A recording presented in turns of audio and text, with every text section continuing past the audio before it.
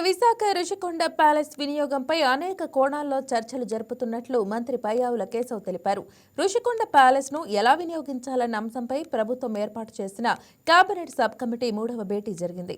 Visakha Rushikonda palace ను hospitality ఇండస్ట్రీకి ఇచ్చే అంశంపై పరిశీలించినట్లు పయ్యావుల కేశవ్ తెలిపారు. కానీ కొంతమంది హోటల్ కోసం అదనపు స్థలం కావాలని అడిగారని, రుషికొండ కింద ఉన్న 9 ఎకరాల స్థలంలో 7 ఎకరాలు సిఆర్జెడ్ నిబంధనలోకి వస్తాయని, ఆ 7 ఎకరాల్లో ఎలాంటి నిర్మాణం చేయకూడదని, అందుకే తమకు ఇదో సవాల్గా మారిందన్నారు. ఎల్లుండి మరోసారి సమావేశం అవుతామని పయ్యావుల చెప్పారు.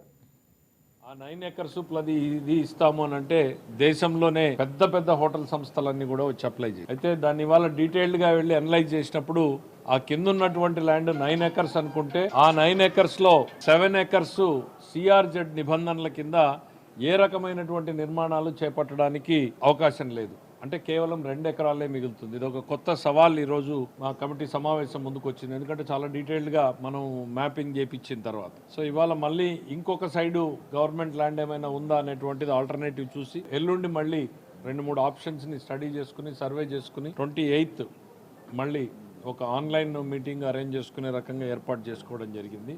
ప్లస్ ఇంకొక ఇన్నోవేటివ్గా కూడా ఆలోచించడం జరిగింది. ఇప్పుడు ఏవైతే బిల్డింగ్స్ కన్స్ట్రక్ట్ చేశారో వాటిలో ఇంకా ఒక 60,000 చదరపు అడుగుల నిర్మాణం చేపట్టే అవకాశం ఉంది. అంటే ఆ భవంతుల పైన సో ఆ ఆప్షన్ని కూడా పరిశీలించమని అడిగాం. స్ట్రక్చరల్ స్టెబిలిటీతో పాటు ఇంకొక 2 floors వేసుకుంటే అక్కడే ఒక 100 rooms 150 rooms ఏమన్నా తీసుకురాగలిగితే సో అడిషనల్ ల్యాండ్ లేకపోయినా ఆ ఉన్న ల్యాండ్లోనే మనం ఒక బ్యూటిఫుల్ హోటల్ని క్రియేట్ చేయగలిగితే మొత్తం ఉపయోగం లేకొస్తాయి.